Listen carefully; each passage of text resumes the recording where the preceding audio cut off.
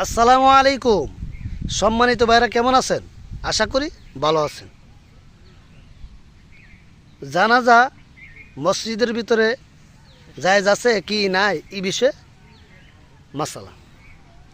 ইমাম শাফি রহমতুল্লাহ আলাই এবং ইমাম আহমদ রহমতুল্লাহ আলাই বলেন যে জানাজা মসজিদের ভিতরে জায়েজ আছে। ইমাম আবু হানিফা এবং ইমাম মালিকের মতে মসজিদে জানাজা আদায় করা জায়েজ আছে, কিন্তু মাকরুহ হবে। ওনারা দুনো দল দলিল দিছেন।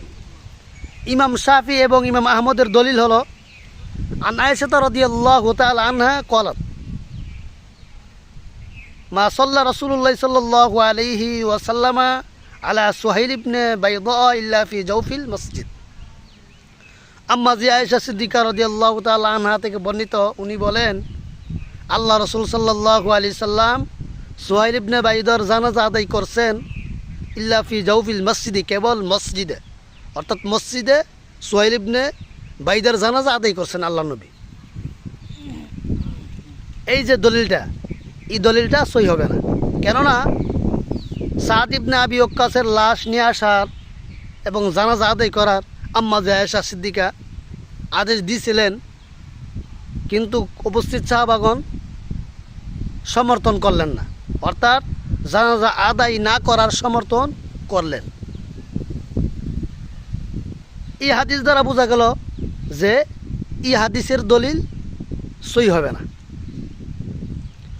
ইমাম আবু হানিফা এবং ইমাম মালিকের দলিল আন আবি হুরায়রা রাদিয়াল্লাহু তাআলা আনহু ক্বালা রাসূলুল্লাহ সাল্লাল্লাহু আলাইহি ওয়াসাল্লাম, আবু হুরায়রা থেকে বর্ণিত আল্লাহ রাসূল সাল্লাল্লাহু আলাইহি সাল্লাম বলেছেন, মান সাল্লা আলা জিনাদাতিন ফিল মসজিদি, যেই ব্যক্তি জানাজার নামাজ মসজিদে আদায় করছে ফালাইসা লাহু শাইউন, তার কোনো সওয়াব হলো না।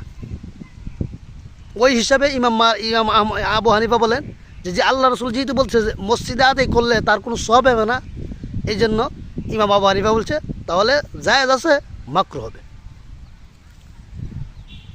তাহলে জানাজার নামাজ কোন জায়গায় পড়লে উত্তম হবে, এই বিষয়ে আরেকটা হাদিস আন আবি হুরায়রা রাদিয়াল্লাহু তাআলা আন্না নবী সাল্লাল্লাহু আলাইহি ওয়াসাল্লাম, আবু হুরায়রা রাদিয়াল্লাহু তাআলা আবু হুরায়রা রাদিয়াল্লাহু তাআলা আনহু থেকে বর্ণিত আন্না নবী সাল্লাল্লাহু আলাইহি সাল্লাম, নিশ্চয় নবী করিম সাল্লাল্লাহু আলাইহি সাল্লাম না লিন্নাসি নাজাশিয়াল ইয়াউমা